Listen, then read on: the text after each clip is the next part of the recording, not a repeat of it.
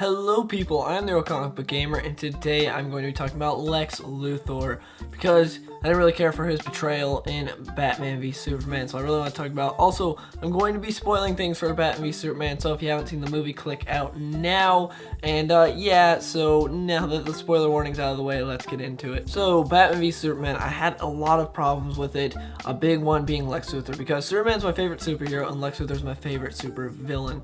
He's great, I love the character. A lot of people don't know a whole lot about him. I just think he's some evil, like, bald dude that just a big businessman, but that's not really what he's all about. There's a lot more to him, and in Batman v Superman, it's not really Lex Luthor at all, and even if it wasn't Lex Luthor, I still wouldn't care for the character because I just don't think he's really well written, and I just don't like the character. He seems really odd, especially in a more darker movie and a very epic tone. You have this guy sliding Jolly Ranchers into people's mouths, like this big senator dude comes up to him and he just slides a Jolly Rancher in his mouth. It's like, okay, that's Lex Luthor right there. Yep, that's the Lex I know. Now, people's first defense for this is, well, he's not Lex Luthor, he's Lex's son, he's Alexander Luthor. For all intents and purposes, he is the Lex Luthor of this movie. We're not going to have the actual Lex Luthor come out. We're not going to have Lex Luthor Sr. come out and be like, hi guys, I'm the real Lex Luthor, you know, that's just my son, I'm here, I'm going to be terrorizing Superman. No, this is the Lex Luthor for this DC cinematic universe. The main problem with Lex Luthor is the fact that I wanted someone who could take control of a room, step in the room, and you feel their presence. Someone like Bane in Dark Knight Rises. Now, I'm not the biggest fan of Dark Knight Rises. I don't think it's a bad movie, but I'm not the biggest fan of it. It's not my favorite movie. Bane I liked until they revealed that he was just a lapdog for Talia, but didn't change the fact that when Tom Hardy as Bane stepped foot in a room, you felt his presence. He was in control of that room. He was awesome. He took control. Jesse Eisenberg does not do that at all. He doesn't have a strong presence. He's just there, and people have been making this comparison, and I 100% agree with it. He's like Jim Carrey as the Riddler in Batman Forever. He's not really, he's not a good character, like, in any sense of the word to me. Like, his motivations is, I don't like gods, and Superman's a god, so I'm gonna try and kill him because I'm bored or something. It's like, what? And it's like, you can see this thing to where saying, oh, well, you know, Lex Luthor doesn't like him because Superman, he's a god. He got everything given to him. Well, Lex Luthor in this movie got everything given to him. It said in the movie that his father started the business and everything and gave it to Alexander Luthor. Everything was given to him. It completely defeats the purpose of Lex's motivations in the comics. Now, different writers have different takes on Lex, of course, just like with any character, so there are different motivations for him, but the main one, and probably my favorite, is the fact that Lex Luthor is a self-made man. He's a genius billionaire who went through a lot of crap to get where he is today. Everything that he has is because of one person, and that's him. He didn't have to rely on anyone else. It was all him. He's a self-made man. He became the king of Metropolis. It took him his entire life to get where he is, and he's on top. And then one day, Superman shows up, and in one day, this guy is now the king of Metropolis. He takes Lex Luthor's crown. He's now the king of Metropolis. The people love him. They've forgotten about Luthor, all the great things he's done for Metropolis, how the fact that he's built a lot of buildings in Metropolis. He's this huge guy in Metropolis, but Superman comes in and it's all gone. Superman did nothing to work for that. His powers were just given to him. There was nothing special. He didn't do anything for those powers. They're just bestowed upon him. It wasn't anything that he actually worked for. The people's love, he didn't work for that either. He just showed up, did some stuff with his powers that were not earned, and the people just started loving him. Lex Luthor had to work his entire life to get where he is. So this guy shows up, he's like, what? And then on top of all of that, he also doesn't trust Superman. He doesn't think this alien could be a genuinely good person. He's like, this guy with all his power, no way he's this humble and he's doing all this stuff just for, you know, out of the good of his heart. No way he's doing that. This guy's got to be up to something. Just snap your fingers and he is evil. He could just destroy the planet. It's all over for us. This guy is bad news. I don't trust him. So in the comics, we get a clear motivation for Lex Luthor, and it makes sense. Now, I'm not saying a villain's motivation always has to make sense. Like Joker's doesn't make sense at all. He's just crazy. But it has to be something that we as fans can see and be like, okay, I can see there. Like, for us, it would be like, oh yeah, I'd never do that, but I can see, you know, where it's going there. With this Lex Luthor, it's just, he hates God, so Okay, now back to what I said before about Lex Luthor having a presence and taking control of a room. This Lex didn't feel scary at all on me. He just felt weird. He seemed like a guy that I wouldn't really be afraid of. He talks all energetic and weird, and again, he felt out of place in a movie that feels this epic and this dark. But to him, he was really out of place. He's like cracking jokes and stuff, and it was like, what? It felt like they're trying to make a Loki for them, because they're like, hey, Loki is Marvel's best villain in the MCU. People love Loki.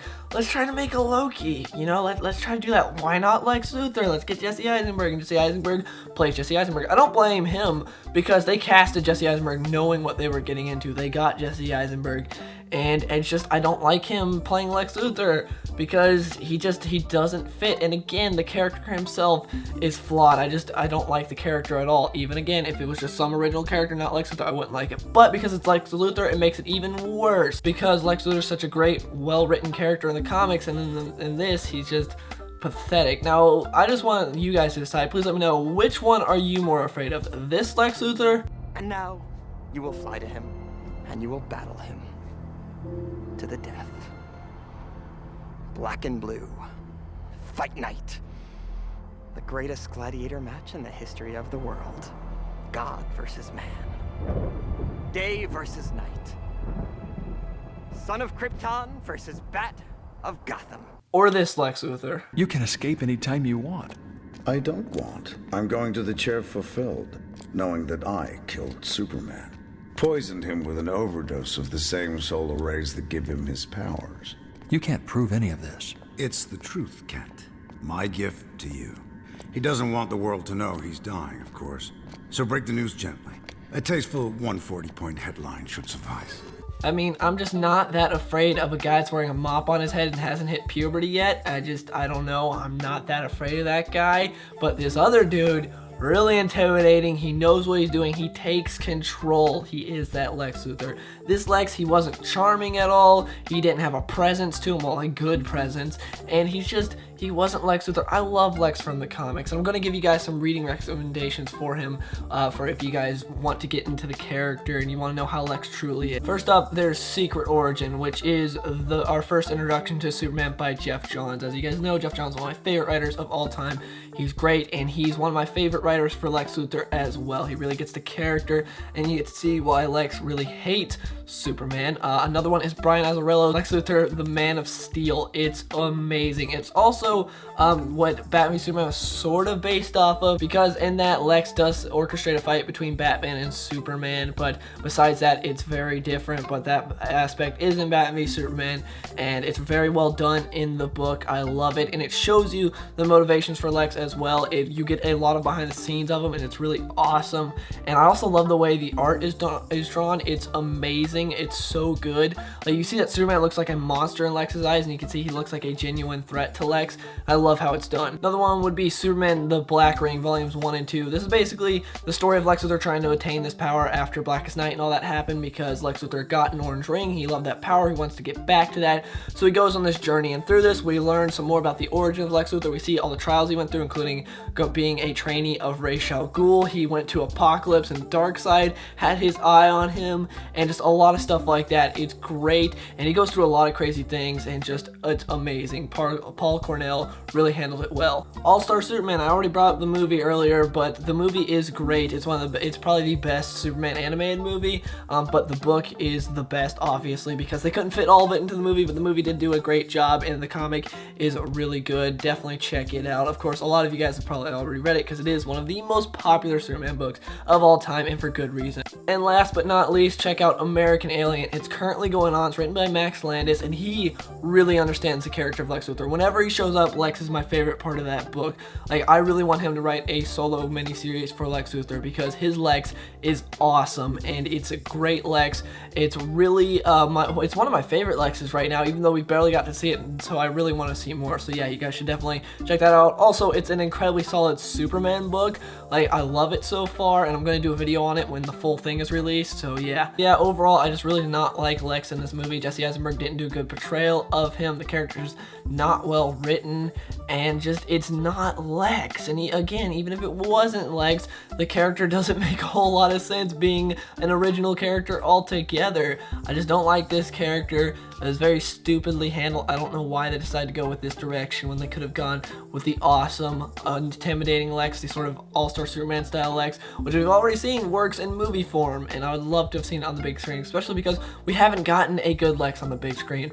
None of the other Lexes really did a good job. It's not the actor's fault, it's the fault of the writers. They don't understand how to write Lex, and it happened again here. I love Lex because he is the smartest man in the DC universe. He's a self-made man. He did everything himself. He didn't have to rely on anyone else. But this Lex Luthor, everything was given to him by his father. He's not exactly that smart. I mean, to make Doomsday, all he did was cut himself, and the ship told him everything to do. It was really stupid. Like, I mean, also changing Doomsday's origin I didn't like, but I'm not getting into that. This is about Lex Luthor and how he was made, how Doomsday was made. Like, Lex Luthor doing that didn't involve anything from his brain. It was just, hey ship, tell me how to do it. Ship's like, okay, I'll tell you how.